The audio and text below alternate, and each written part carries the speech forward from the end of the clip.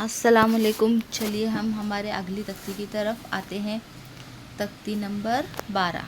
سبق نمبر 1. تشدید کا بیان. تشدید کی علامت اس طرح سے ہوتی ہے. تو چلیے، ایک سکون اور ایک حرکت مل کر تشدید بنتی ہے. تشدید کی آواز میں ایک قسم کی سختی ہوتی ہے.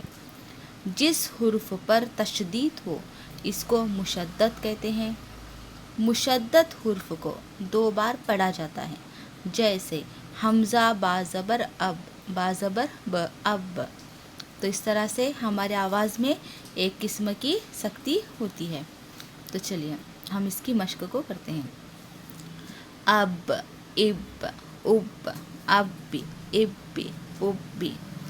ات، ات، ات، اتی، اتی، اتی. تو اس طرح سے آواز میں ہمارے ایک قسم کی سختی ہوتی ہے. تو چلیے مشق کو پورا کرتے ہیں. اج، اج، اج، اجی، اجی، اجی. ابن، ابن، ابن، ابن، ابن، ابن. تو اسی طرح سے ببن، ببن، ببن، تبن، تبن، تبن. قوی، سجی، اد، حزو، حی. اس طرح سے 2 مرتبہ پڑھا جاتا ہے تشدید والے لفظ کو. تشدید والے لفظ کو پچھلے والے لفظ سے ملا کر 1 مرتبہ اور خود اسی حرف کو 1 مرتبہ پڑھا جاتا ہے، اور آواز میں ایک قسم کی سختی ہوتی ہے. چلیے مشق کو کرتے ہیں. علم، کذب، ربک، قدر، حبب، زین، یسبح، ربک، سئرت، لدی، اولہ، لدی، اولہ، قوت، قورت، فاصدق، مدثر، یطول. تو اس طرح سے اس کی مشق کمپلیٹ پوری ہو گئی. تو چلیے سبق نمبر 2 کی طرف ہم آتے ہیں. سبق نمبر 2.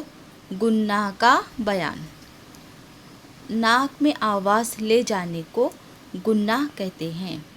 ناک میں آواز لے جانے کو گناہ کہتے ہیں. نون اور میم پر تشدید ہو تو 1 الف کی مقدار گناہ ہوگا.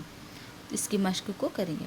ان، سن، من، ہن، یظن، جہنم، ثم، امی، ام، ہلم، مم، وتمت. تو اس طرح سے ہمارے آواز میں ناک میں ہماری آواز جاتی ہے اور 1 الف کے برابر گناہ ہوتا ہے. چلیے خدا حافظ.